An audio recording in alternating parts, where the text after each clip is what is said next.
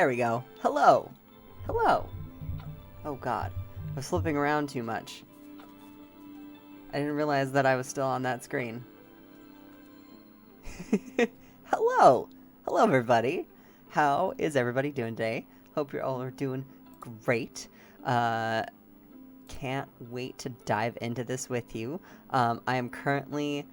I've currently got my Demi plane up and going. Let's see. I actually need to go here because I'm realizing that show additional settings. Yes, I want to capture the cursor. Can you show the cursor, please? It's not going to show the cursor. Fine. It's whatever. But hey, hello. We're going to snooze the ad for a second so I can tell everybody what we're doing. We are going through Daggerheart today. I printed out, I showed this to my TikTok live people a little bit, but here, we'll move the microphone to show exactly how much I've done for this. I have a binder of the Daggerheart playtest material. So I got all of it printed out on a thing here so I can make notes and do all kinds of fun stuff with it. I'm very excited. So I'm going to be kind of talking over, talking about what I enjoy about the game so far from what I've been able to see. Wow, that changed the lighting a lot. Okay. And then I'm also going to be playing some Daggerheart. Not today, but I will be playing on Saturday for the first time. Well, I think we're doing like a session 0 or something like that for that game on Saturday, and then we're going to be doing other stuff for another day. And actually getting into the sessions and kind of rotating to where some of us are DMing, some of us are playing, and kind of rotating through to kind of let everybody get used to the system and figure everything out and playtest this thing. But yeah, first of all, I just want to say to Critical Role and all the devs that worked on this, this is a phenomenal amount of content that you have given us to play with. And I am eternally grateful for all the work that you guys have done to get this thing to where it is now. I can't wait to see where it's going to go. I'm already very excited about everything there is to know about this game. With that said, I'm actually going to turn off because I realize I still have my Discord notifications on and I don't want that on there. I don't want it popping up in my thing. But anyway, yeah, hope everybody's having a good day. Ricochet, I saw that you subbed to me. Thank you so much. I appreciate you. Apologize that I didn't message you before calling you out on stream, but hey, that's fine. Yeah, so let's just kind of dive into this and my initial thoughts on the game. I did a little bit of playtesting before this open beta, but there wasn't, in my opinion, there wasn't enough stuff for me to really fully know the game with what I was given for those playtests. So I feel like I got a little bit of a glimpse of what it could be, and then this initial playtesting open beta is what I'm really gonna dive into. So we got so much stuff on what Daggerheart is. I really enjoy like the world overview that they gave us. It's very vague, which kind of makes sense because I feel like with Exandria and the world that Matt and the rest of the table have created through that whole world, that's a world. That's like a developed world, and there's a lot to that. So I think this having a little bit more freedom both at the table with your own players and what they're gonna be doing. Like, I watched the one shot. It was great having it set in Lockspire, which is a random one that Travis made up and what the setting is, which I also printed off a couple of the maps, which are super cool that they gave us, like, maps with different kinds of stuffs. Like this one has like a big floating castle on it. Like what? That's so crazy. And then like all kinds of like suggestions on what to call the land or something like that. And I love the map work on this. The artists that have been involved, I mean the artists that are involved with Critical Role are all amazing always. Like their artwork is beautiful. Um but I really enjoy the attention to detail that they already have given us with just the playtesting. As you can see, I'm using the demiplane stuff to kind of build out some characters. I also have over here all kinds of printed out stuff. So I have the cards. I have some character sheets for when I play some in-person stuff that I'm going to be doing. And then I also have the domain cards and stuff. I do have some hard card sleeves coming in the mail. Hopefully today. I pre-bought them so I could get them going before I started really playtesting with people IRL. So I have to cut those out, and I'll probably do that while watching the Critical Role stream tonight, because we're back in Exandria tonight. I'm very excited to see where Bell's Hells is going. But this is about Daggerheart, and this is about the menagerie and the oh god, what was the one that he the one that the group that they created? I can't remember off the top of my head. Anyway, I'll have to watch that, which I've already watched a couple times, because I feel like for me, watching the game in action kind of helps me learn it.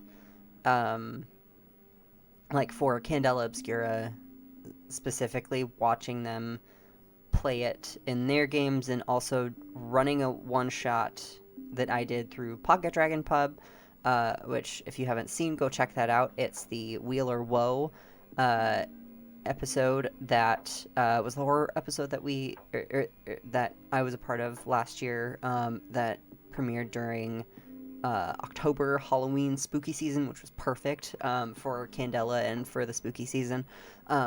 But with that, I was able to really understand a lot of the mechanics and stuff like that through that quick start guide, because I had watched them play the game a little bit. So it kind of is a give and take for me on watching actual plays and then playing it on my own and reading through the material. I'm kind of a visual learner, a hands-on learner, and I have to see things play out to kind of understand a little bit more on how they work. So going into this kind of review and discussion and everything about Daggerheart, that's kind of where I'm at. I'm also still recovering from a cold.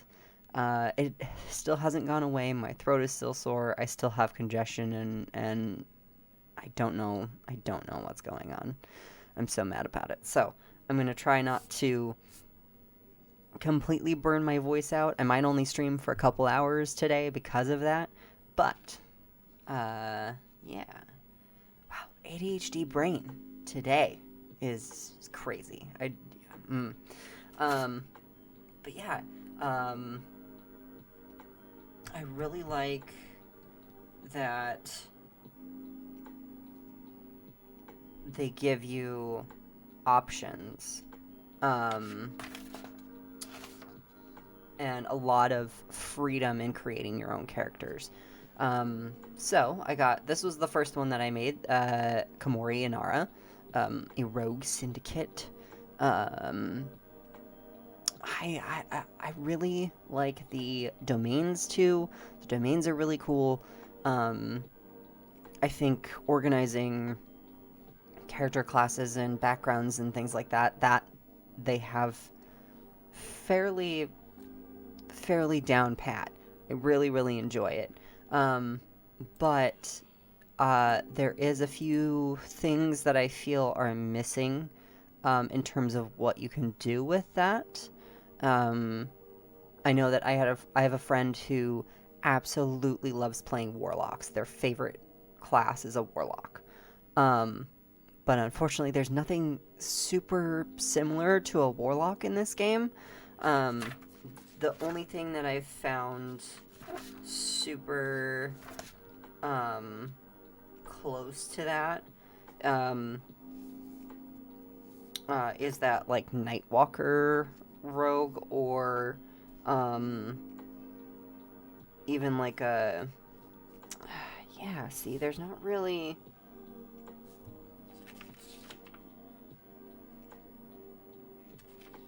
Yeah, there's not really like an option similar to a warlock in this, which I think is something that hopefully can be either added to the game at a later date or even uh, added uh, added on as like a homebrew thing that people create after this. Um, yeah, let's see. Oh, we got an ad in progress. Okay. Okay. Well, I like the options for the ancestries. Um, I really like some of the diverse non-human like characters that they added to it. The Fungrel is one of my favorites, and I can't wait to make a Fungrel. Also the Ribbits. I love the Ribbits so much. They are amazing. And Ashley's little Oppie. Um, I will die for Oppie. I will die for Oppie. Um, but I also really like the Katari and the Simia. I think that's really cool, adding a little bit more animalistic um, characters and ancestries to the game. Was a smart decision. I think allowing that kind of freedom and everything, and even in like the in the character creation when you're looking through, like, here, let me go to the ancestry section. Like they give you so many like artwork concepts, and these are just concepts. Like they aren't like set in stone, like this is what these things are look like. These are just some random concepts that the artists that they've hired and worked with for Daggerheart, that's what the artists have created and come up with based on, obviously the talks that they have with the team. It's really cool. Like one of the clanks, so the automaton, the robots, is like a centaur unicorn robot. Like you can be a centaur unicorn robot in Daggerheart, and that is the coolest thing in the entire world. How special and unique things can be while still being within the realm of I mean, magic fantasy is kind of there's rules obviously, but like within, you know, whatever your imagination can come up with, basically. It's so cool. It's so cool. Um, yeah. So like the daemons. It's really funny. I've also been, and I announced this on my Twitter yesterday.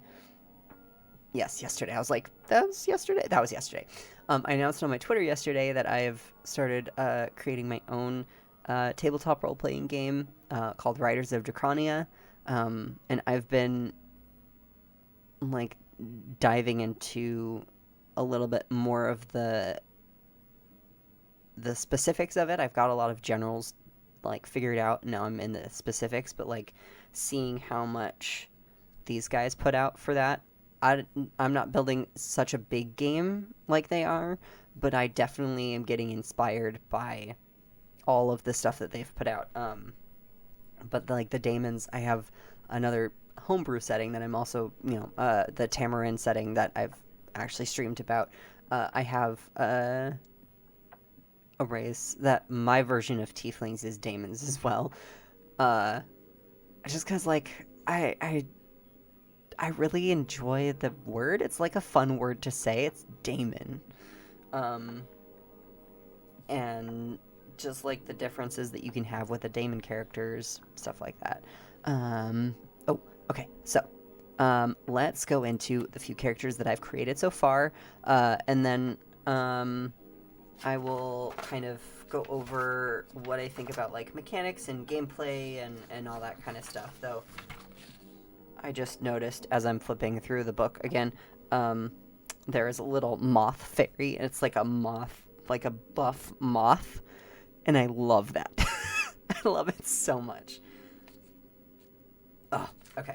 Um, and I love that, like, the horn shapes and sizes can be whatever you want. Like, it shows that you can get creative with this stuff and still be within the realm of the set, like the setting and stuff like that, because it's so diverse. Like the Galapa, there's one that looks like a snapping turtle, and then there's one that looks like a Galapagos island tortoise, and then we've got more of an armored turtle that looks a little bit more like Blastoise almost.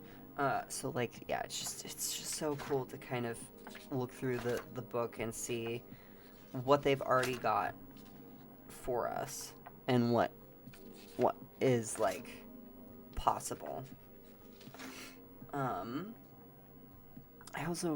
really enjoy the not the ancestry, the community, as part of your heritage. Like, your heritage includes your ancestry and your community. I really like that to kind of help you really develop, like, who your character is and where they're from.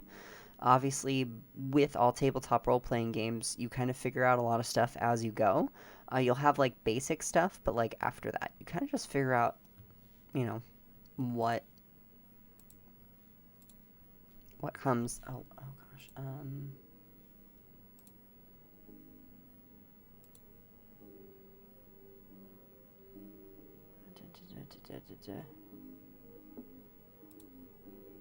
Oh, okay.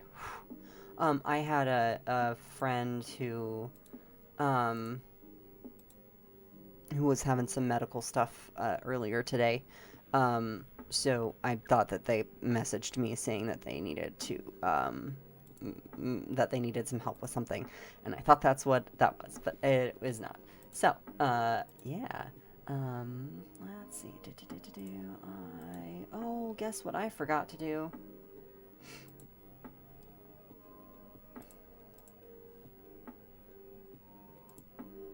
I forgot to share this with everyone else. That's fine. It's fine. Okay, we're gonna.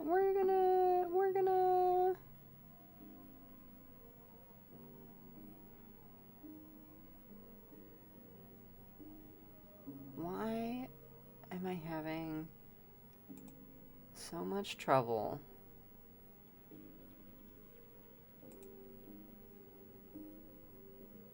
with stuff today?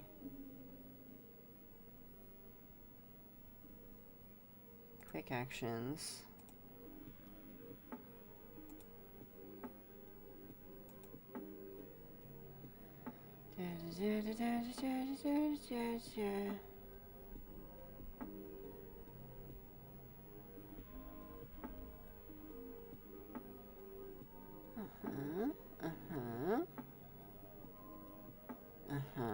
That's not what I want.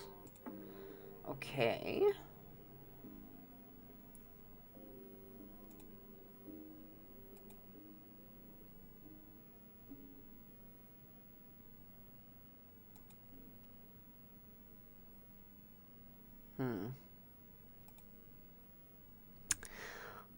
I don't know.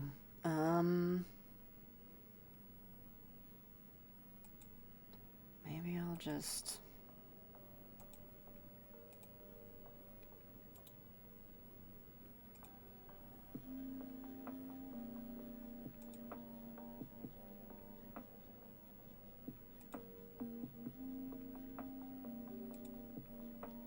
There we go.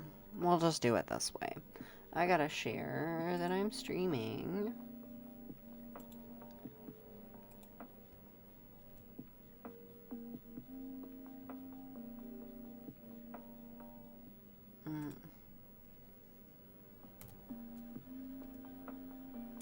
Nope. Come on.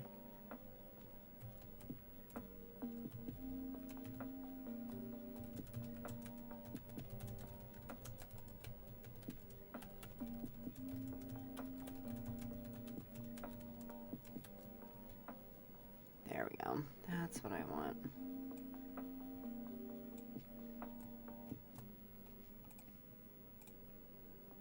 Okay.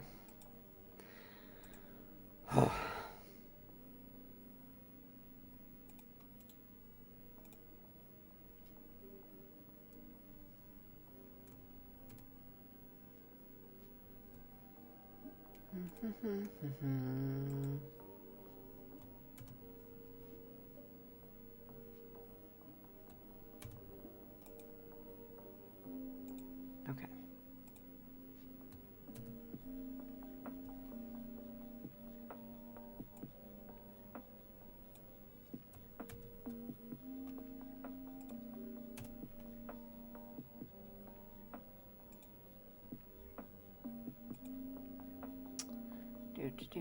Do.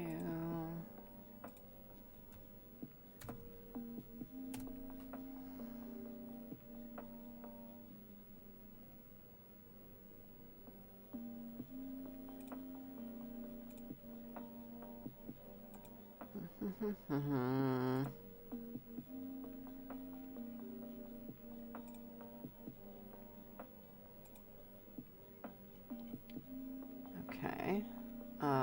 Hello thing? Nope. Oh my gosh. There is just so much stuff that I'm trying to sort through. I am sorry, guys. I did not mean to kind of take a complete,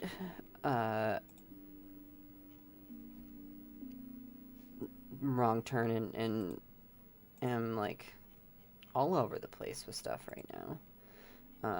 That's just kind of how my brain is working today, I think. So, that's okay. Okay.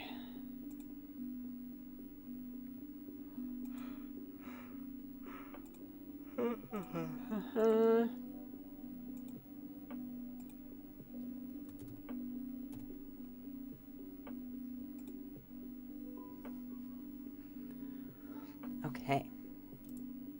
There we go. Oh, I realized I forgot to say this. I am also, dual streaming to YouTube and Twitch right now. So we're seeing how all this works. Okay, so I feel like if I have it that way, it's too dark. But if I feel like I have it that much, it's blowing me out. So we're just gonna have it like that. It's like slightly darker than I would want, but that is okay. So we're just gonna have to deal with it. Okay. Yeah, so we got characters. Let's look at the characters that I have created so far, and then I'll kind of go through some characters and maybe have you guys help me create a character that we might see later on. So let's start with Bibby. I love Bibby so much. Demi plane. There we go. Okay. We got Bibby, the wild-born ribbit warden of renewal druid. So he is just a little guy. He grew up in some wildlands next to a marsh. Found his kind of calling, helping out little woodland creatures and stuff that he came across that were in need of help. And definitely has been on a path of not necessarily discovery, but a path of trying to be as helpful as he can. I'm not going to do a voice right now because my voice is garbage. But yeah. Ooh, yay! Okay, so I'm very excited. Sorry, I just got the notification. I'm very excited. The stuff I have for the cards is out for delivery. So with that, I might be going live, or I might be in my Discord channel, kind of chilling, hanging out, watching Critical Role tonight, and I'm gonna be cutting up all the cards, putting them all in the sleeves that I got. I think, let me make sure, what did I get? I got 100 sleeves. Okay, I was like, I think I got 100. So,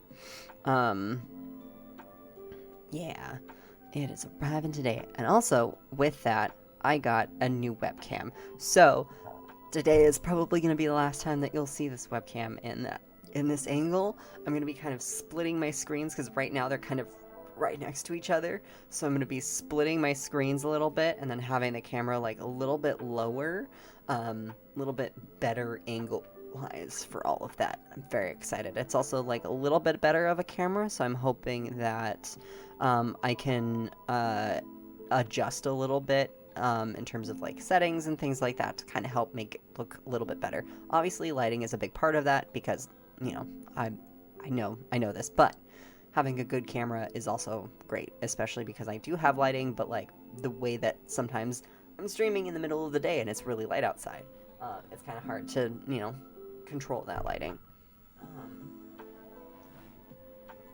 Oh, I thought I saw my cat somewhere. My one kitty. My microphone arm is in the way, but you can see her. She's right there. She's sleeping on the couch. She's adorable, and I love her. Yeah, okay. So, let's see. What, oh, right. Back to Bibby. Back to Bibby. He just wants to help everybody. Ooh, I kind of like this voice. Little snotty, little congested. I mean, I'm a little congested, so that kind of helps, but, yeah, he just wants to help everybody with, you know, whatever they might need help with. And so he has wall walk, so he can, like, walk up stuff because he's got sticky fingers. I definitely have kind of based him off of a green tree frog with the bright red eyes and all that. But yeah, he's got okay HP, and obviously the 3 armor slots. I feel like 3 is max for level 1. But I kind of want to go through, I think, a full character levels 1 through 10 in terms of like the loadouts and all the mechanics and stuff like that, so I can kind of see how all that stuff works, and we might as well do it with Bibby. But let's see, active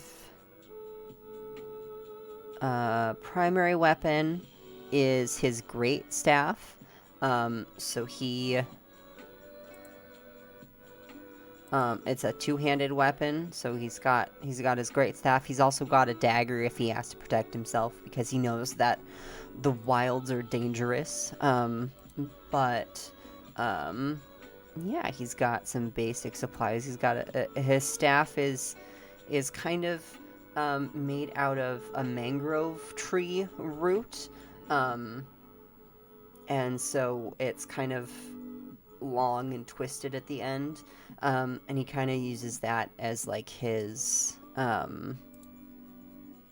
main weapon. Details: he him pronouns. Let's see. I also haven't really done the stuff here. Actually, we're gonna do this because I realize that I can adjust stuff live on camera if I'm in a certain mode on this game. Oop, not that. Okay, hold on. I gotta select the whole thing.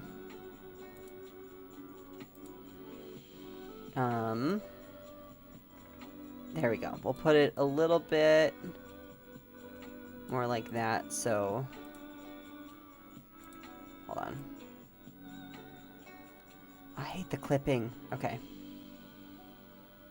That's fine. Okay. yeah. But I still have to do like his experiences and stuff like this. This was like the very first character that or the second character that I created, because Komori was the first one that I created. But because I gotta go rogue, man. Um, rogues my thing. Rogues are my thing. I love rogues. But let's see. So yeah, I kind of am still working on a little bit more of who he is and what the connections are. Um, this specific section is only if I bring him into a campaign, so or a one shot or something. So this kind of thing is going to be one of those things that I'll save for later on down the line. Um, but yeah, the background questions and like the description and stuff, that'll definitely be something that I might do here on camera. Also, another thing that I absolutely love about the way that they have stuff set up for this open beta is directly in the app you have, or in the website, it's not necessarily an app, it's just the website, but directly in the website you have uh, the survey stuff, like the feedback. Um, Enjoyed your character's abilities.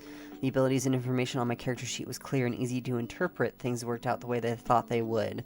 Like, the game was difficult to play. You know, combat felt engaging and dynamic. And then all kinds of questions here. Ooh, what's this? Oh!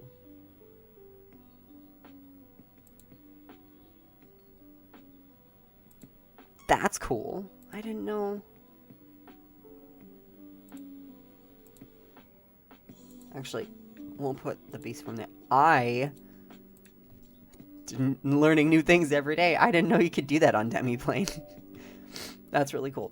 I also, this is another thing, this is something that I found in the Candela one, which I might show you guys a little bit of a peek into one of my Candela characters that I'm currently playing, because I absolutely love the entry that I put in for when I first, like, started creating him. But I love that you got like your journal entry. So like you can write down stuff that's happened in the campaign. You can write down your character's thoughts about what's been going on or what's happened in their life before. In my Candela one, I wrote like, you might be wondering how I got here in a world of scary things and stuff. So like having this journal is really, really cool in Demiplane in general, but like having it for these kinds of things is something that's new that I haven't seen before, other than just writing notes down like in a document and stuff like that. Like, but having it here in your character sheet on, like, with everything else. And if you're sharing this with your DM, like your DM being able to see these kinds of things is like really cool. Sometimes you want to keep stuff secret from the DM, and so I think that like you can have things private and stuff like that. But yeah, and then he's got his beast form. I chose the pack predator, so when he wants to, he can be ferocious.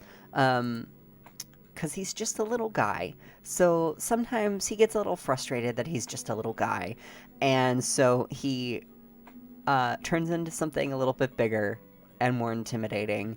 Um, and I really liked the pack hunting mechanic. When you make an attack on the same target as an ally right before you, an additional D8 to the damage dice pool, which was a really cool thing. Which actually, I might move this. So, let's see. Sorry, I think I'm gonna adjust some more again.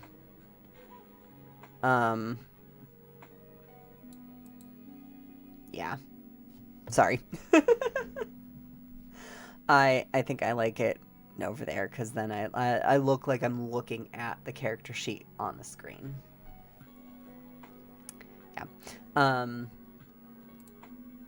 Oop, that's not what I wanted. I want this open, please, and thank you. Okay.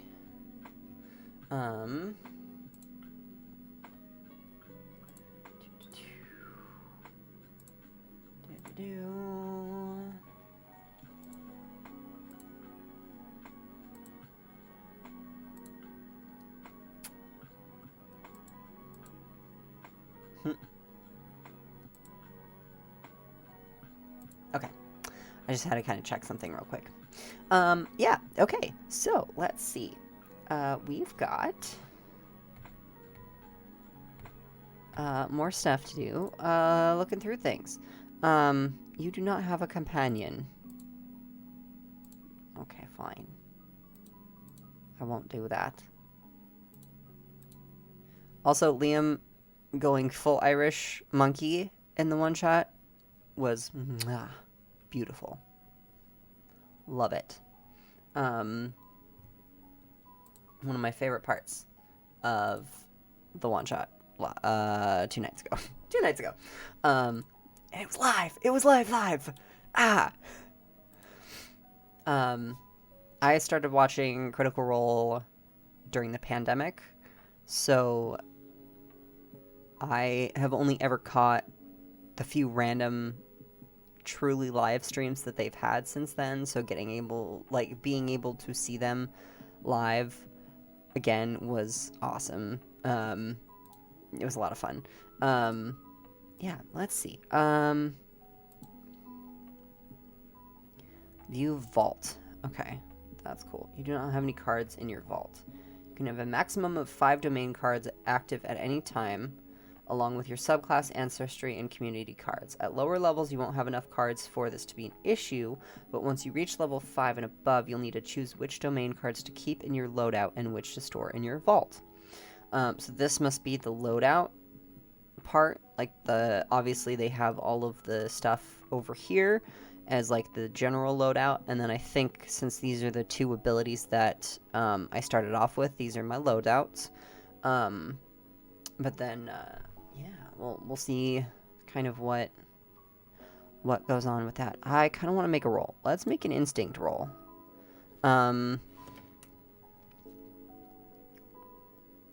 Hope and fear. Ooh, a 2 and a 3. So that would be with 3. A 7. Hold on.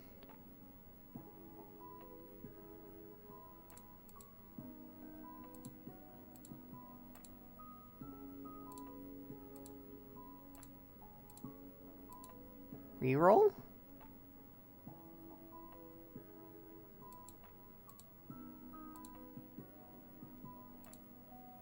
Okay, so a 9 with fear. Oh! Okay, so I think I didn't quite understand what that meant, but, that makes more sense. That makes more sense. Let's see.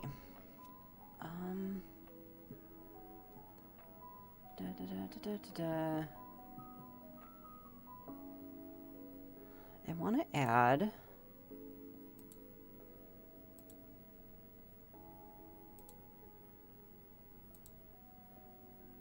Let's see. If I add my chat...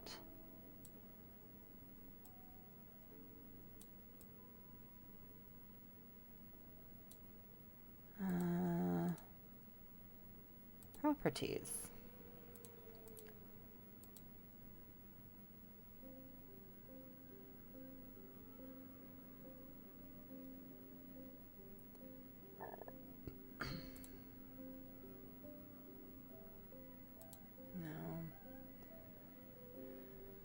No. Browser settings. Oh. That's how I do that. Okay. Well. Love that for me.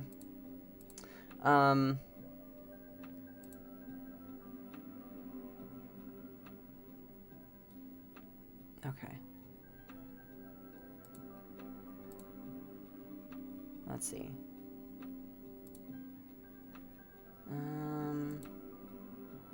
Yeah, let's go with that. And we'll go with that. And then we'll just do this. Sorry guys, I'm definitely adjusting while I'm live, but it's mostly because I am an indecisive little bitch today. of what I want to do. Okay. And then we're going to put that under that. There we go.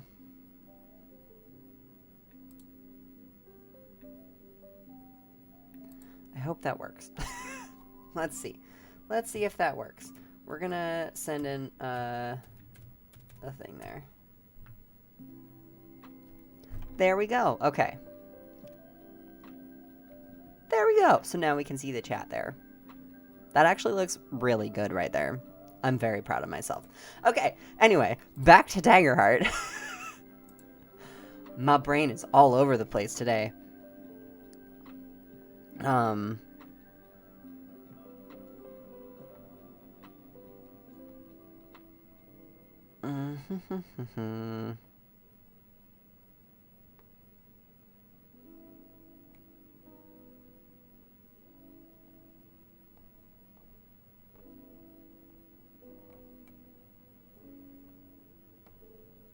Oh my gosh.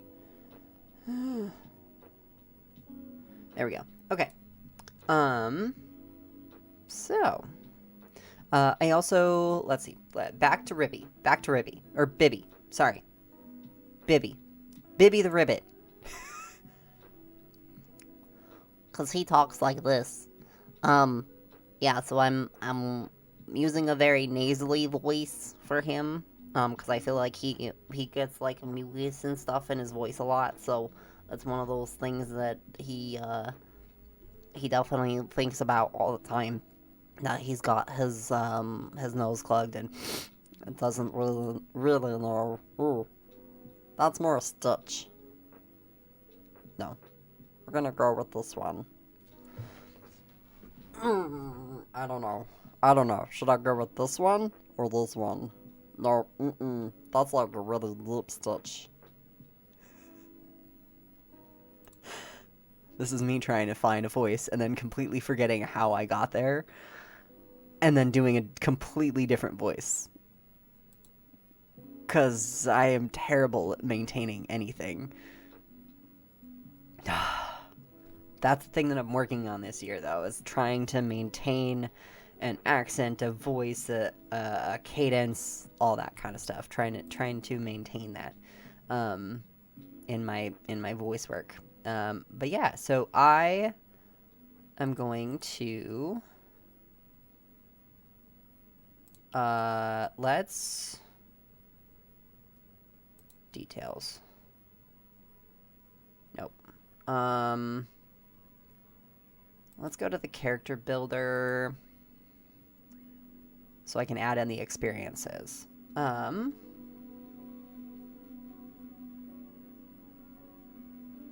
Maybe. Okay. Experiences. Okay. So up here is the +2, and then this one's the +1 experience. I really, really, really enjoy the experience mechanics. I think that's one of the most unique and honestly fun ways of making your character like shaping the character the way that you want to shape them. I might design some of them in Pit Crew a little bit too, as like a little, this is what I want to use. I do know that Pit Crew a lot of times is not for commercial use, so I'm still trying to figure out exactly how that works with like Twitch and YouTube, because I unfortunately can't pay for commissions right now, especially with all of the artwork that I want to get and that I want done for characters that I've created, because I have a couple characters that I've done Pit Crew stuff before that are just like personal games and stuff that's like offline, but now that I'm starting to get more into the online space for character creation and stuff like that, I might have to figure out a little bit more. But right now we're just using the base picture for him. Let's see. Wildborn Ribbit, Druid, Warden of Renewal. So Clothes that are... I feel like having him have, like, natural, leafy, clothes with, like, bark breastplate armor. Natural, leafy with, barky breastplate. And... yeah, barky breastplate. Eyes like red. Oh no. What? Don't yell at me.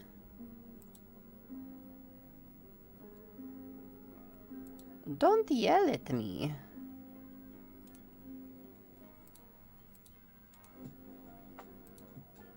Drive tools.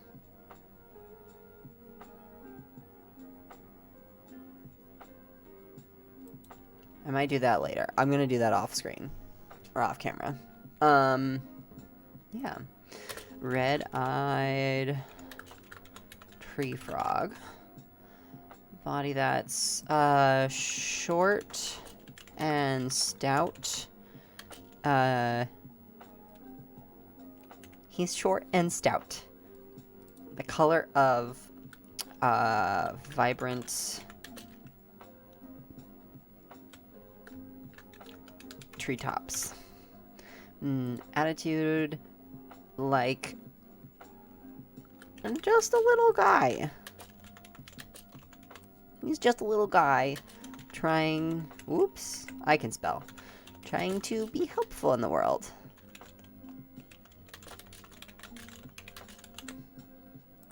Yeah. Background questions.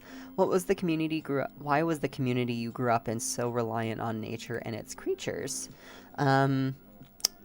Well, I mean, he grew up in some, like, swampy areas. There was a decent amount of predators. There was a lot of other ribbits around that, kind of grouped together in clans that he,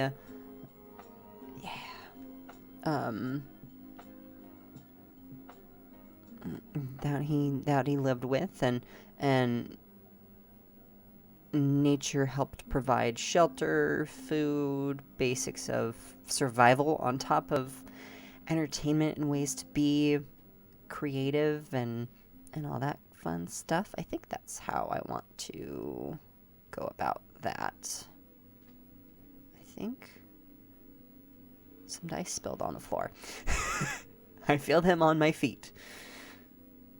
Yeah. Okay. Yeah. Man, I love this character so much. He's so cute. His name's Bibby! Oh, I want to... yeah. Brain, okay. I might need to take my meds, because I was so focused today, and I am not focused anymore. Give me 1 second.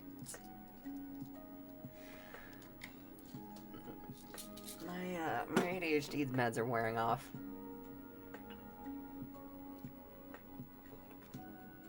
And it's, definitely a problem when I'm trying to focus on things like the game and stuff that I'm talking about. Okay. So, we have, so reliant on nature and its creatures. Growing up in the swamps.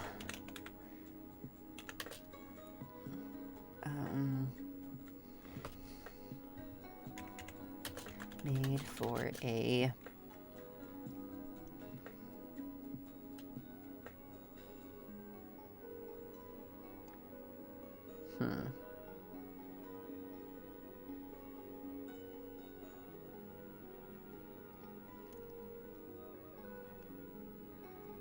a reliance on the natural world for both survival And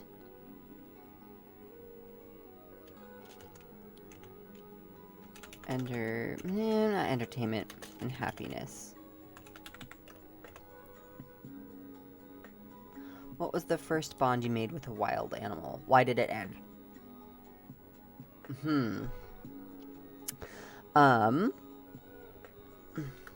Bibby was just 3 when he got lost in these swamps once.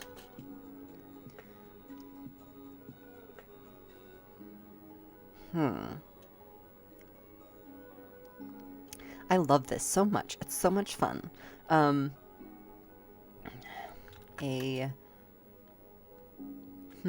What would be in the swampy areas that I kind of want to look at the maps and stuff to see if there's any like clues on an area that he might be from.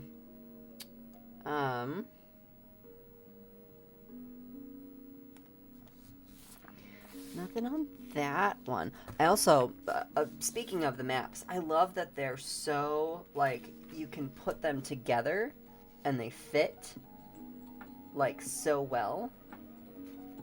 And, like they fit together. It's like, all, it's, I love it. I love it. I love it. Okay. This one kind of looks like it might be a good one.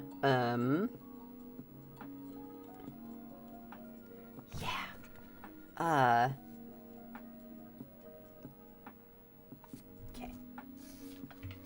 What kind of creatures would be in the swamp? Ooh, let's see. There's like monsters and creatures and stuff that's in the player's guide or in the playtest material. So let's go check that out. And see. That's adversaries.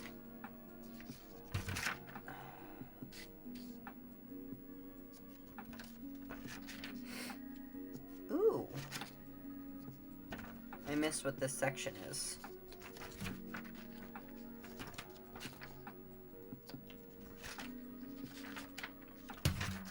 Building up locations, themes. Oh, and then we have the Sablewood. Ooh, hybrid fauna? Okay. Let's see. There's landmarks. Ooh, I love that. I love that. Alligators? Oh.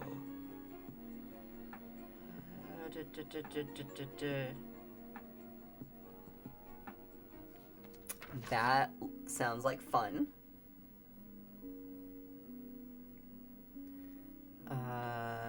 We have... Ooh. Okay, okay. We got, like, a bunch of NPC stuff.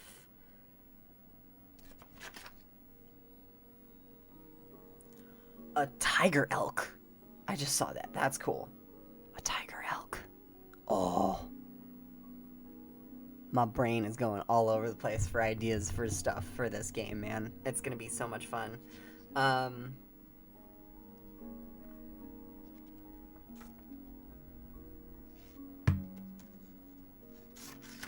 Okay. I wonder...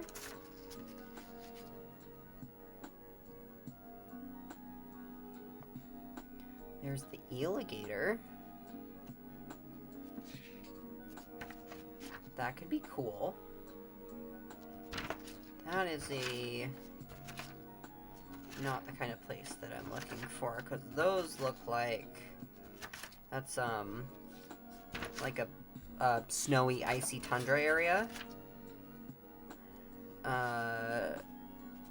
Gandalia, the City of Obligation? Ooh.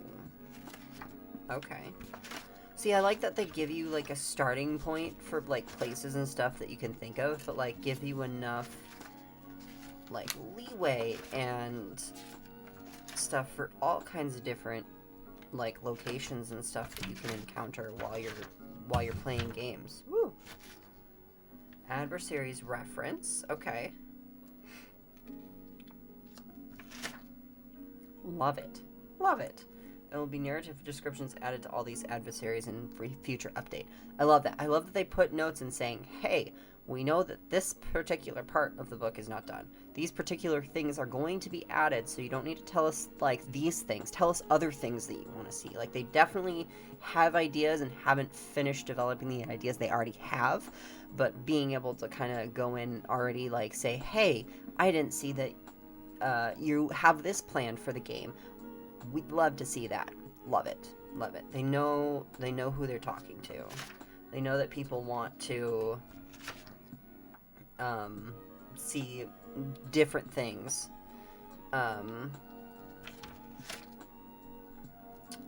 Ooh. What if... Okay. I have an idea.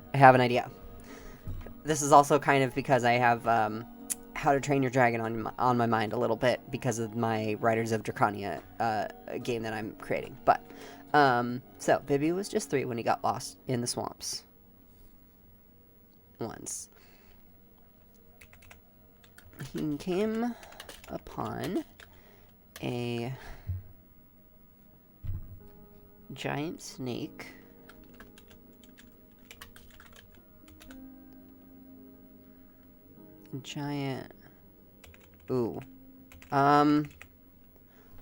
Hybrid animals.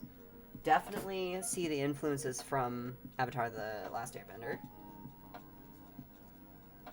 Also, apologies, I am still, again, recovering from a cold, so I have to blow my nose. Give me 1 second.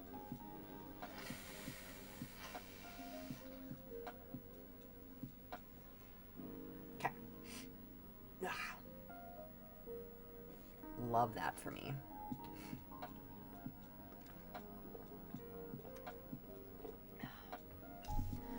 I stopped by McDonald's today. I didn't want to make food today.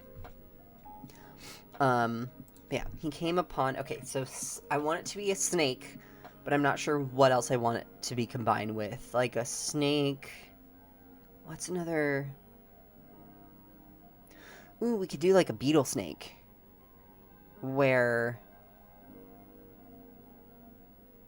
It's very snake-like, but it's got, like, pincers coming out of its mouth on top of, like, the snake tongue and the teeth and everything, so it can, like, extend its jaw, but it also, like, uses its pincers to, like, shove things in. And that's normally how it eats prey. Ooh, okay. A beetle snake.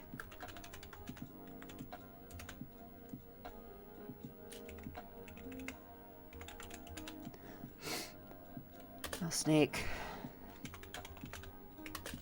And a snare from some hunters that would be returning soon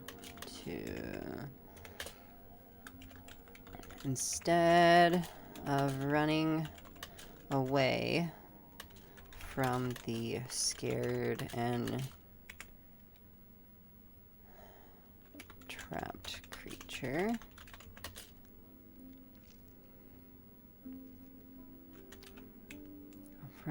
from it, he saw that it was just as scared as he was.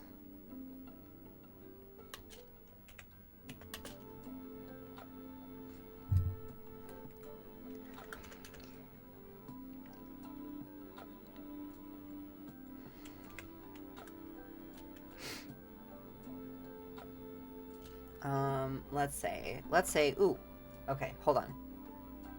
A character creation thing that they also included, and these are the parts that I have laminated, so, or not laminated, but in, like, pocket protectors. I thought about getting it for the rest of it, but, I already had a lot of stuff that I was getting, so I wanted to save that, and I think I have more, sleeves somewhere. I just don't know where, so I have to find them. But, yeah, let's see. Like deity stuff. Um,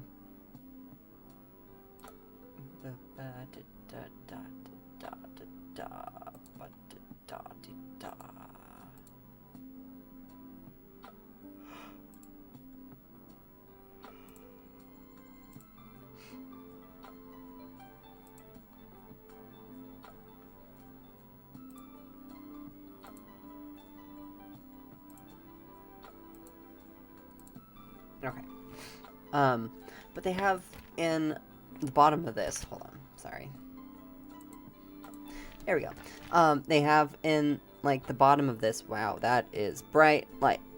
But over here, they have, like, a god generator. So, like, they know that they don't have all of that developed yet, and they want people to develop that on their own, and that's really cool. That there's not, like, a set amount of gods over the whole world. It's just like, hey, there's gods because there's people who worship gods and get their divine magic from gods. So, like, yes, but also, hold on, and actually, and it's Sage and Arcana. I feel like,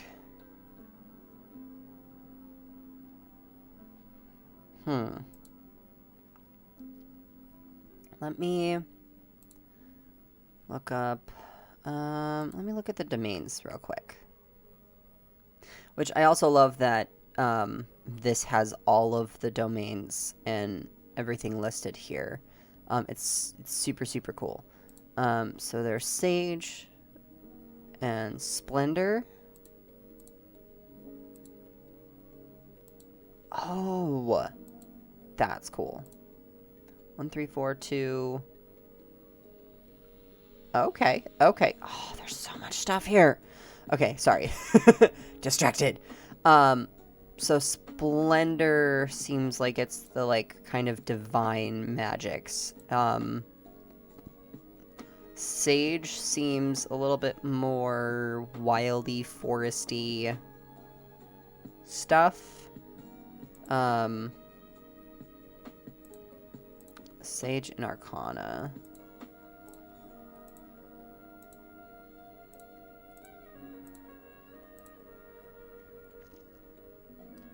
Okay. How can I sort by... There we go. There we go. Card level. That's helpful. Yeah,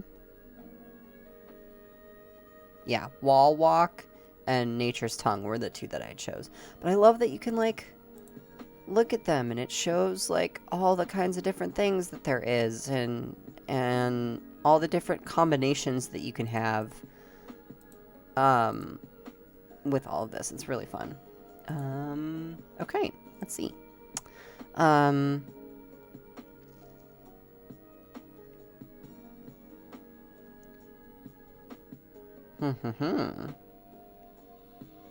Nature familiar. Ooh.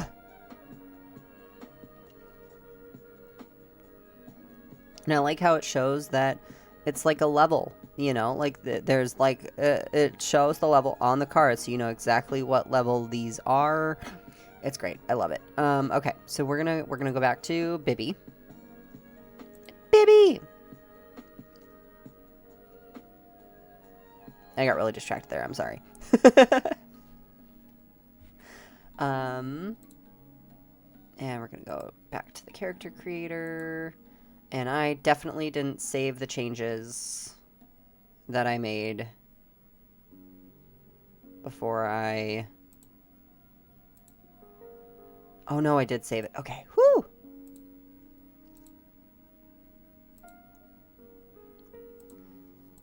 There we go. Okay, he freed the beetle snake. And it helped him get back to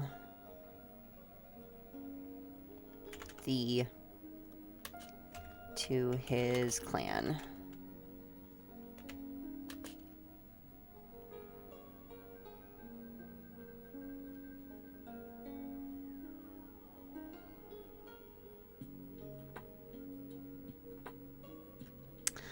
I love this so much.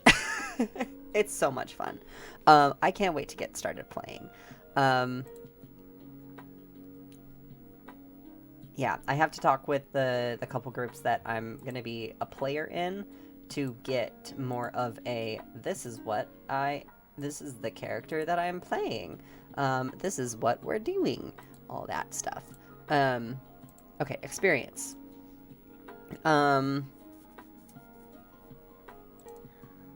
Just a little guy. So, okay. There we go. So just a little guy. He's just a little guy. He's just a little frog guy. He's not very big. He's about 2 feet tall. So, you know, he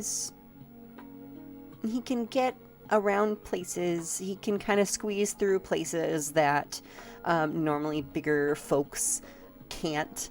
Yeah, so that's Bibby's just a little guy experience. And then that's the +1 experience. So the +2 experience, what could he have done? Or what could he do?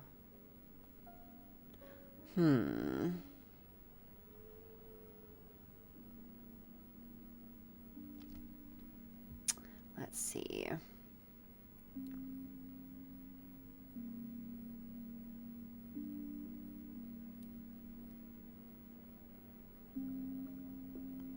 Feeling right anymore for what you're using the experience isn't a good fit for your group's collaborative story, or you might feel one of the choices you made doesn't match how you've come to understand your character. That's totally okay.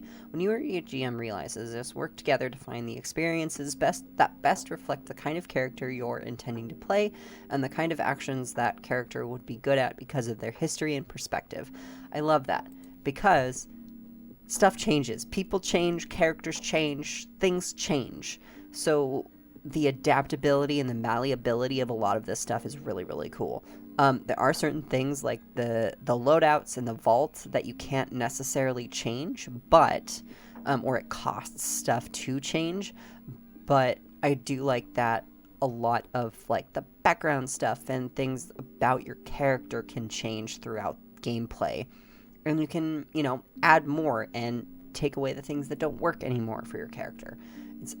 It's very flowy and collaborative, and definitely lends itself to the more narrative side of tabletop role-playing games. If that's not your game, if that's not what you want to play, if you like crunchy, if you like, you know, calculating all this damage and all the abilities and adding up all this stuff, like, go for it. Find the games that do that for you. If you like narrative storytelling as a form of gameplay, or gameplay as a form of narrative storytelling, such as TTRPGs, and more RP and more narrative-focused RPGs, this seems like it's definitely in that line for you. And again, if somebody else is like, hey, I don't really want to play it this way, don't get mad at them for that, because that's not how they want to play the game. They'll go find people that want to play the game the way they want to play the game. I played a Pathfinder 2e one-shot.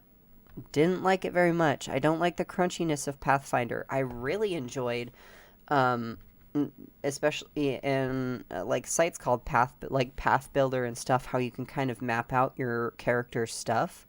I do like that you can do it, and I do like that it's changeable and rearrangeable depending on how your character grows throughout the campaign.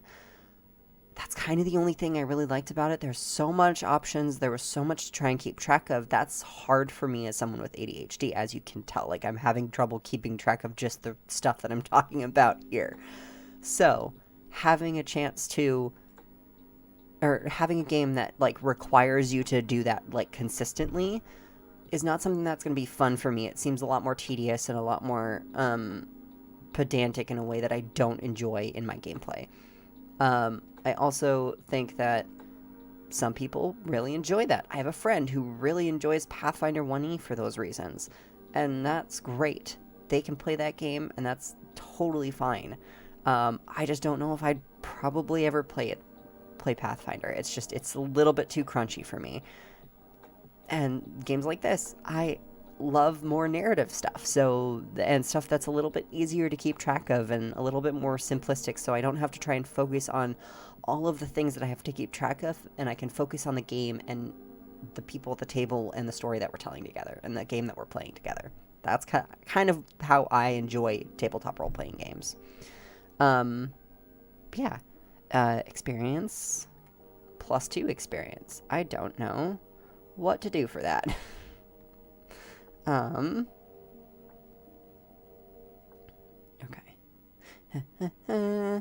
So excited. I got a package coming. Okay. Let's see. There was a +1 that you'll earn more throughout your adventure. Okay.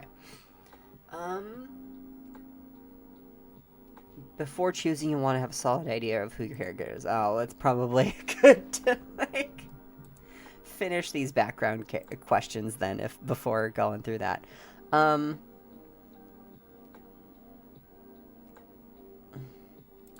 Who has been hunting you down? What do you think they want from you? Bibby definitely stuck his nose in places it wasn't supposed to be. Yeah, he definitely stuck his nose in places that it wasn't supposed to be in the swamps. He has set many a trapped animal free since the beetle snake. Beetle snake. And so he is constantly making sure that none of those hunters are trying to come after him. Yeah. I like that. That he's just like, But they're in trouble, so I have to help them. So, yeah. He's gonna be just a little guy. He's growing up in the swamps and, taking care of the tadpoles, and in the clan, and, learning to use nature to benefit not just the clan, but also to benefit nature. Yeah. I like that.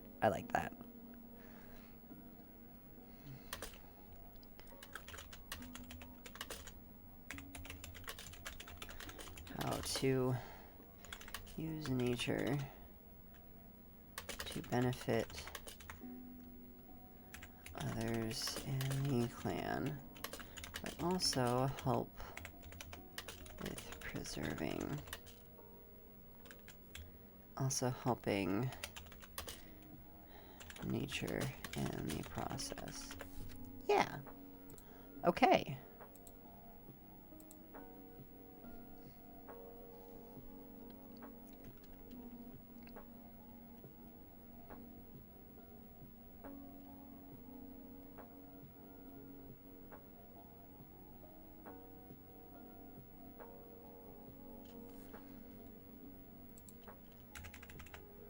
Just a little,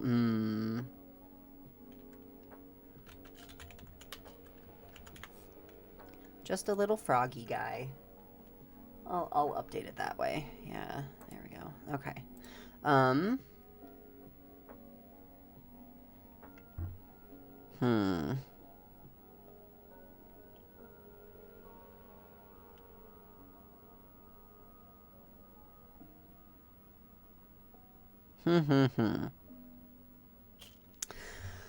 I feel like he could...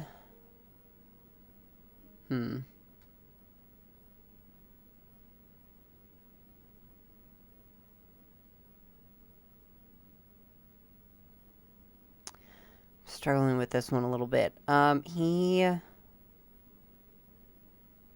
He's very helpful. He likes to help nature.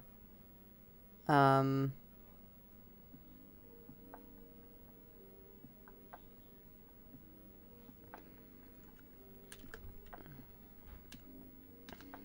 about I'm a natural. No. I'm a naturalist. Maybe, yeah, I'm a naturalist. Okay.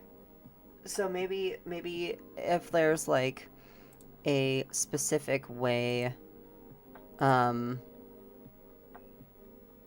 that he can use any kind of natural things around him, like plants or something, to like twigs to make a lock pick or something, or things like that, you know, like just little things like that where he can like figure that stuff out a little bit. Yeah. Okay.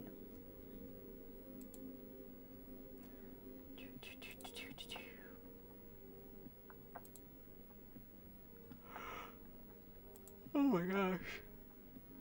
My brain is a little tired today. That's okay.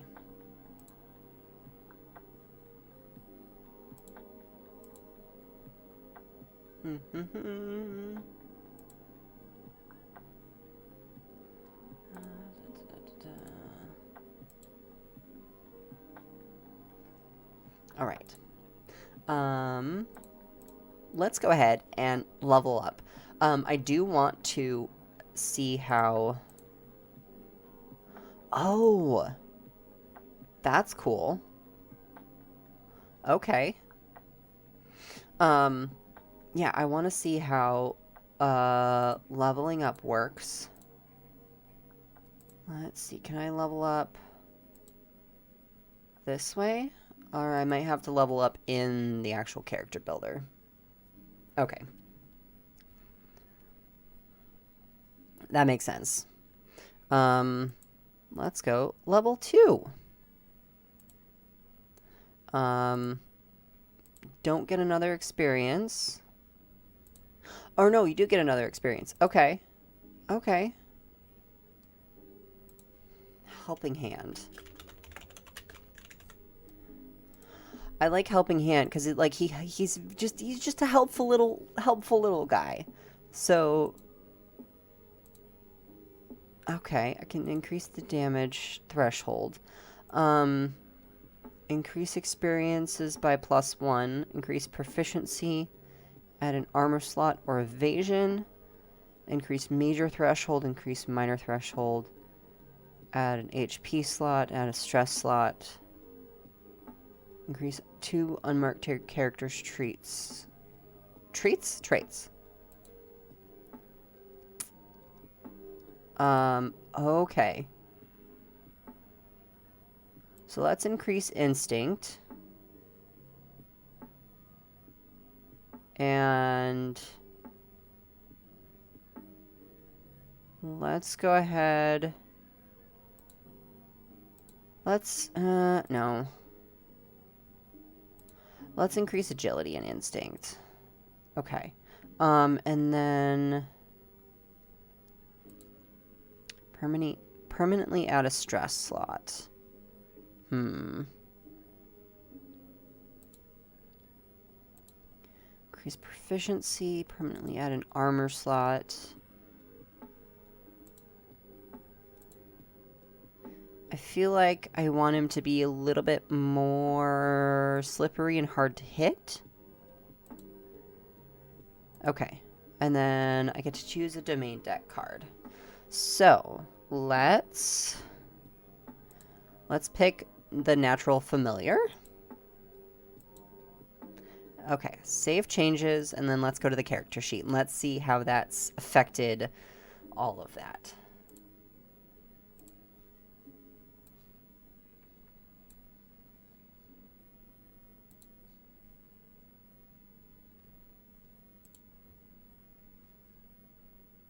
Ooh.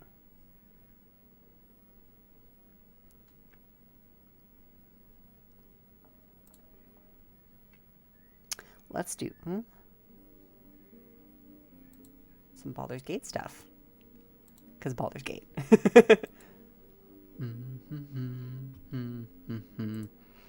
Evasion's 10, armor's still only 3. Oh man, he's so easy to hit.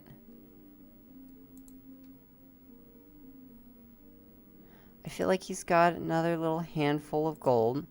Manage equipment. Oh, okay. So you can add stuff in here. Oh, and add custom equipment too. Name and description. That's cool. Okay. This is all behind me right now, and I apologize. Okay. I'm a naturalist. Just a little froggy guy and helping hand. I feel like helping hand, he's just definitely that character that enjoys helping everybody in the party. So he's just like constantly helping people. Oh, you need help with that? I'll help you pick that up. And oh, okay, let's get this back. Okay. I'm like helping set up camp and like all that kind of stuff. So that could be like super useful for all that. A strange pendant found in the dirt. Okay. You can add stuff to that too. That's interesting. Okay, so it looks like my severe threshold went up as well.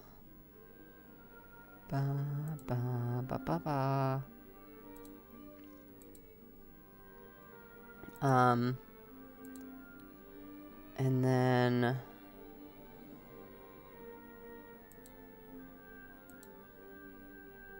okay, I'm just gonna keep the hope at 5 for a second. Okay, and then let's roll. Let's roll a duality dice.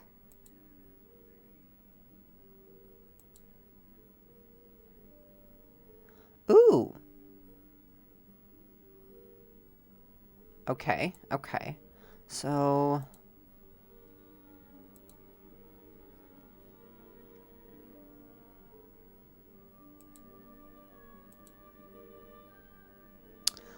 a 19 with hope. So wait, how does 11 plus 7 plus 1? Oh. So you add okay. Now I'm getting it more as I'm like reading through this, cuz I was trying to figure out how they were adding all those numbers together and how they were getting like high numbers at level 1 or level 2. It's cuz you add your dice together, but whether it's with hope or fear is the distinguishing factor. Okay. Let's see. Great staff. D6 plus 2. So a D6. 3 plus 2. Why is there a plus 1? Roll an extra damage die and drop the lowest. Oh, okay.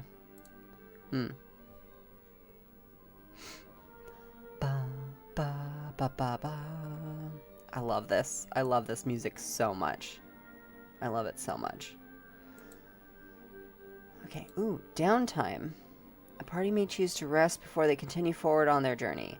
And when they do, they'll have the ability to take downtime actions. Though this is their time to recover from the dangers they've faced, it's also an ideal opportunity for characters to have important emotional scenes with each other, to learn more about one another, and have character-centric conversations that may not be as easy to find time for in big battles or high-intensity moments. This is a chance for players to lean on their connections to the party and explore the story that happens between them and their quiet moments together. So we got a short rest. You can tend to wounds, clear stress, repair armor, or prepare. You can clear up to 2 mark armor slots. You can do this to an ally's armor, which is great. And then a long rest gets all wounds, all stress, all armor. Yeah. Work on a project in downtime. Oh. Okay. I was like, What did I do? Oh. They have the whole thing here. Running a campaign, part 4. Also known as the campaign kit. Building a map. Starting in blank or create your own, print a copy out. Digital copies of these maps are available. Yeah. Which are these maps here that I have. Which I'm very excited to play around with and kind of start creating some lands and stuff for my players to do. Yeah. Okay.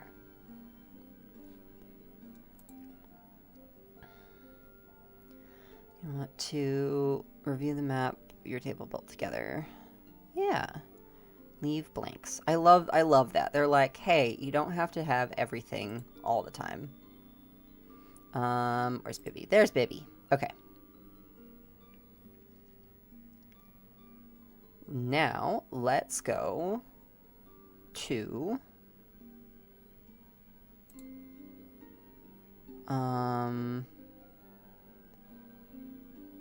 that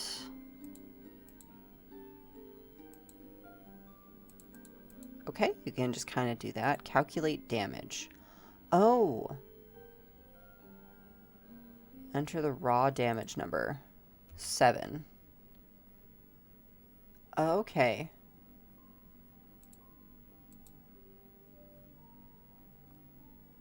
That's cool.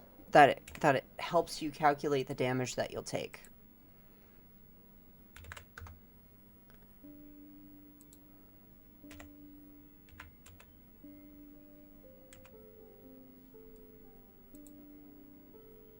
Mark 3 hit points.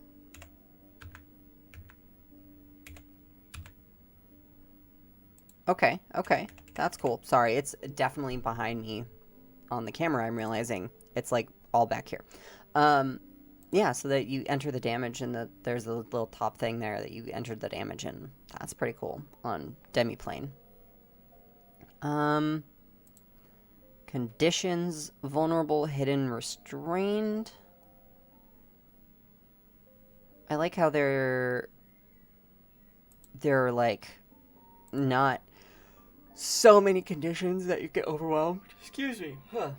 I do really enjoy that there's not so many conditions that you get super overwhelmed, like, oh gosh, I'm restrained and grappled and poisoned and deafened and blind and all these things. Like, it's just, these are the 3 things that, at least right now, I like the simplicity of that.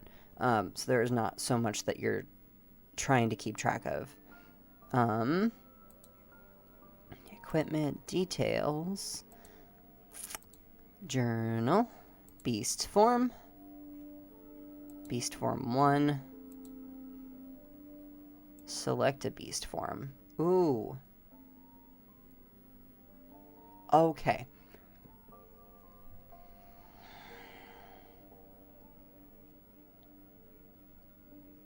A winged beast. Raven, hawk, owl, bird's eye view, hollow bones. You reduce your damage thresholds by -2 in this form. That sucks. So, that is cool though, that they're like, hey, you're a little lighter, you're a little bit easier to, or you're a little less hardy and a little less tough, being a bird. So, you have to decrease your damage thresholds by 2, so 2 damage for minor,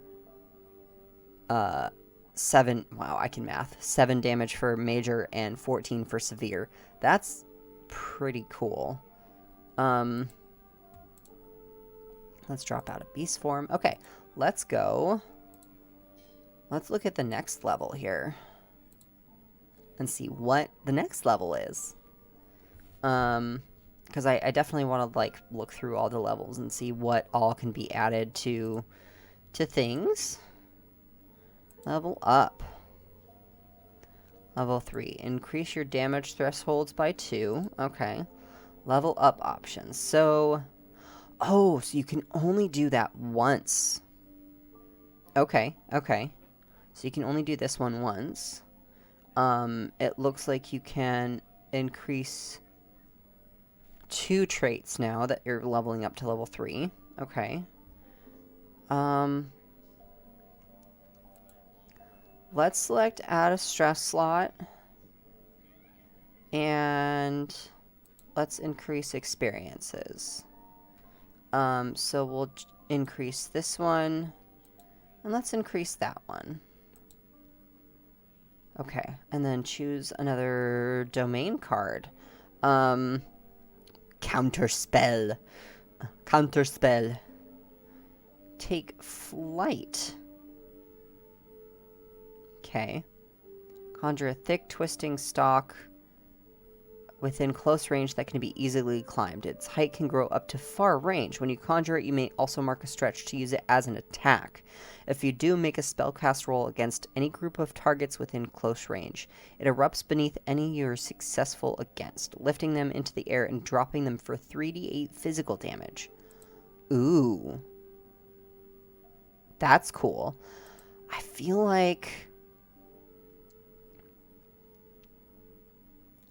like he would do this one, though, just because he is a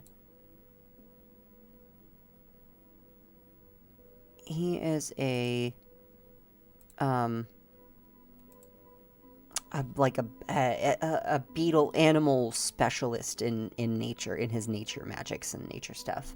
He's definitely like the bug frog. Bugs, snakes, all the things that a lot of people don't think are good and would rather just get rid of.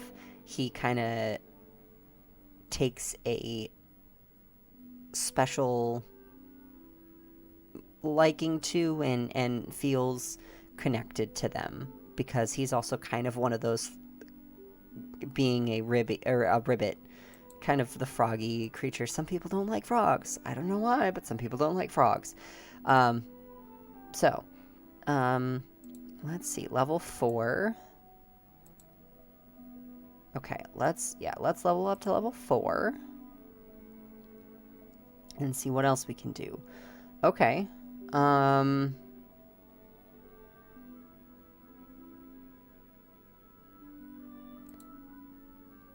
Let's go ahead and add an HP slot. And also increase proficiency. And then we'll add another. I really like this towering stock ability.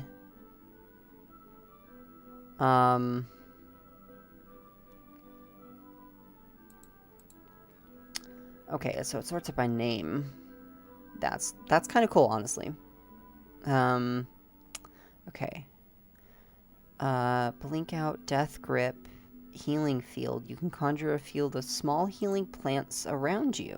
Everywhere within close range bursts to life with vibrant nature, causing you and your allies to immediately heal 1 hit point. Spend a hope to increase the healing power of the spell to 2 hit points. Ooh. I feel like that would be definitely the one that he would go for, because he wants to be a helpful little frog. He's a helpful little frog. Oh, he can create another experience. Okay. You can pick 2 more level up options. Oh! Upgrade subclass. Take an upgraded subclass card, then cross out the multi-class option. Ooh. Let's upgrade the subclass. Okay. I like that. I don't know what that does.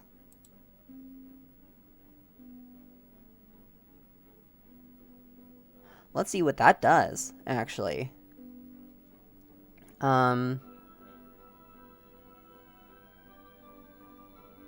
Major damage or severe by 4.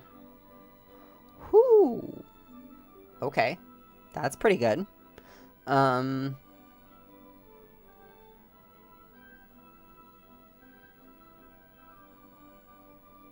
Let's go ahead and increase the traits again, too.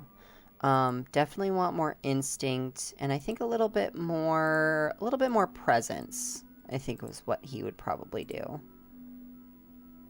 He's starting to get his vibe with the group and being out and all that kind of stuff at this point, I think, maybe.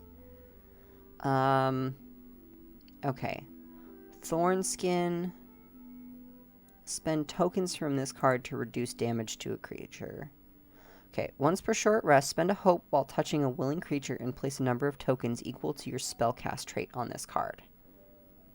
Whenever the target takes damage, you can remove any number of these tokens to roll that number of d6s. Then reduce the incoming damage by that amount, and if the attacker is in melee, deal that amount of damage back to them. Ooh, okay. You have visions of the future. You can channel the arcane energy to have visions of the future. Once per long rest, immediately after the GM conveys the consequences of you rolling with fear, you can make that event your premonition. You instead rescind the action and consequences like they never happen and choose another action instead. That is dope. That's a really cool ability. Up to one ally. Oh, he would definitely do this one, though. Okay, experience.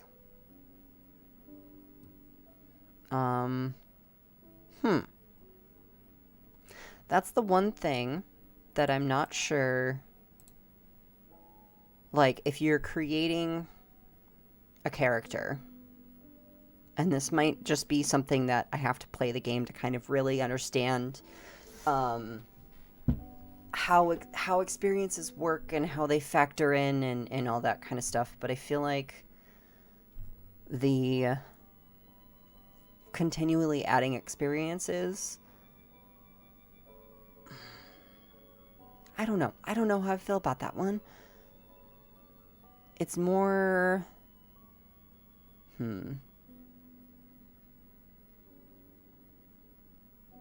I think it's only because I'm not, like, actively playing while I'm updating and upgrading all these and leveling that I'm having some trouble with some of this stuff, but that's okay.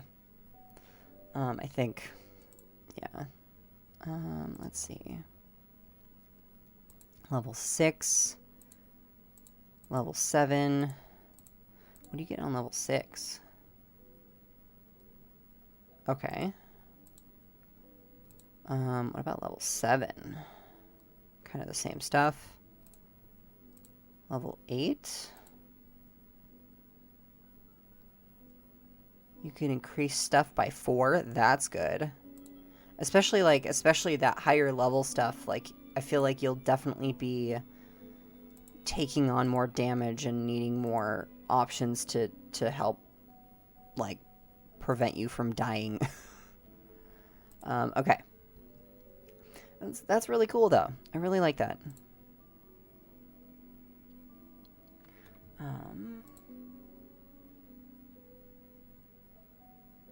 Okay.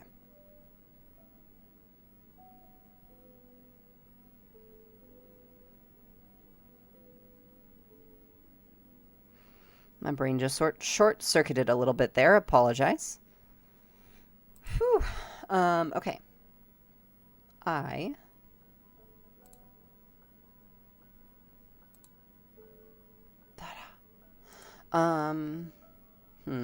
don't have an idea for an experience yet for that, so that's okay. Okay. I do like their leveling stuff. I think that is a really cool... There's a lot of really cool stuff with the leveling stuff. I do have a few things that are a little bit confusing or stuff that I don't quite know how to work into character creation, because I know that, at least obviously right now it's in beta, they recommend starting at level 1, but once you kind of get used to the game starting at higher levels, some of this stuff like feels a little bit not redundant, but maybe that you don't necessarily need it all. But I also don't know. I haven't really played the game, obviously, so that's also another thing that probably will come with more experience as I continue to play the game. But yeah, that is Bibby. He's adorable and I love him. Let's see. Yeah, okay. So I've got View Vault. Grove Dome. Okay. So then I have to swap, enable downtime swapping. Okay.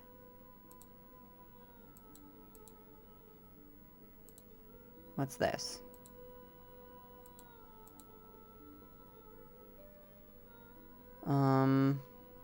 Hold on.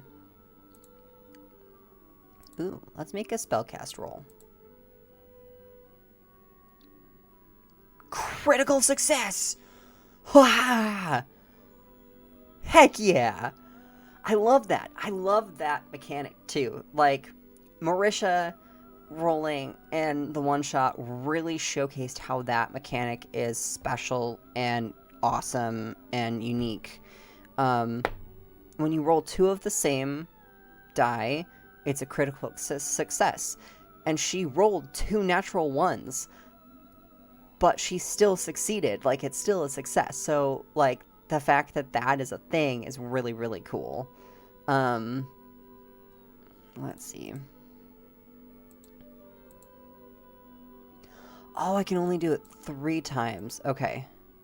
Or no. Okay, hold on. You immediately become hidden.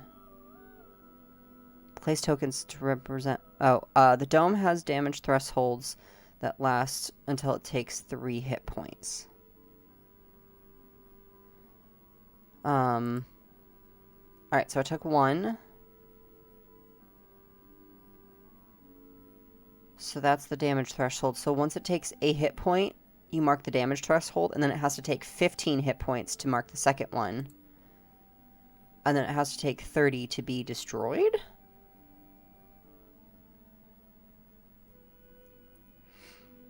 You immediately become hidden as long as you stay within, but may reveal yourself out the top of the dome to make ranged attacks. The dome has damage... Okay. And up to 1 ally. That is... I feel like there should be a way to add more allies into that dome. If you have, like, 2 allies next to you, you can throw up the dome to protect them all as, like, a shield barrier type thing. I feel like that could be really useful.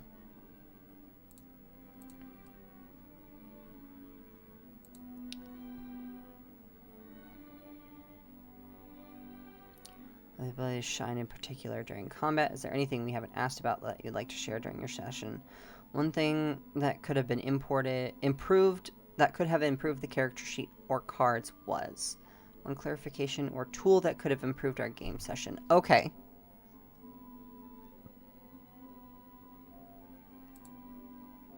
Hey, look at all these hit points I have. And the stress. My great staff.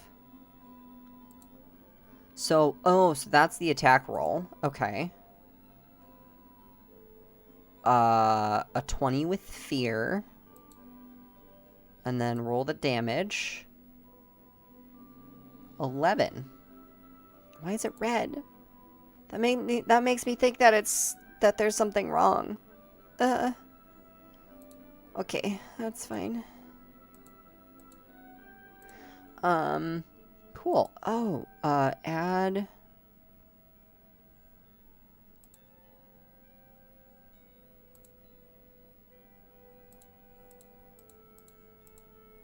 Oh. Hold on. That's what you add. Okay. Okay, that's what that little marker is. I was wondering what that little marker was. It's what the extras are. So, say I'm rolling this, but then I have I'm rolling an attack roll and using a vine on the end of my staff to whip it around a guy. I could add 3 to that, so a total of +4. Oops. Don't want that. There we go. That's cool. I like that.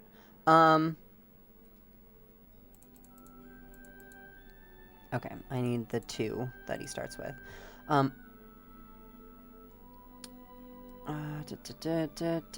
Scars. If you choose to avoid death, you might take a scar. If you do, permanently cross out one of your hope slots. You cannot use this slot to store hope anymore. The narrative impact of this scar is up to you. For example, you might now bear a physical scar, a painful memory, or a deep fear. And now I'm realizing that my chat maybe needs to move. Not that. Chat box. Over there.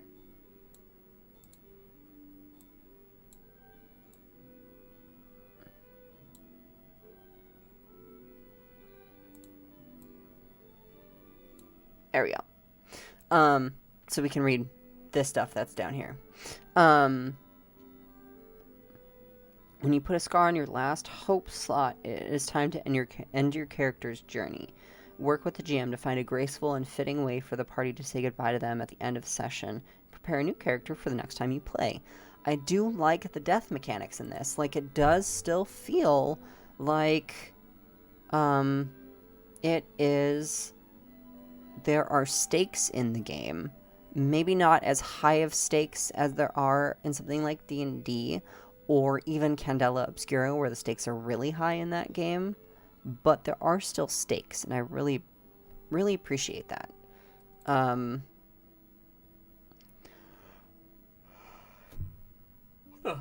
Yeah.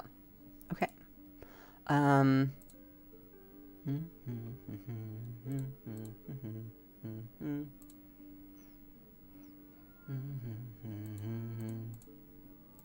totally listening to Baldur's Gate soundtrack right now. I love TTRPGs so much. Okay. Well, that's kind of like at least the start of my review with character creation and just the basics of what I've gone through in the game. I cannot wait to play this game. I'm definitely going to be playing on the channel, so feel free to stay tuned, and I will be posting on my socials and all that for when those will come up. Thank you guys again for staying with me and hanging out. I'm going to go and kind of get prepped and get some stuff started because I got cards to make tonight, and I'm going to be in my Discord. So go ahead and join the Discord if you haven't already, and we'll be watching some Critical Role in the Discord tonight. Thanks, and have a great night. Bye, guys!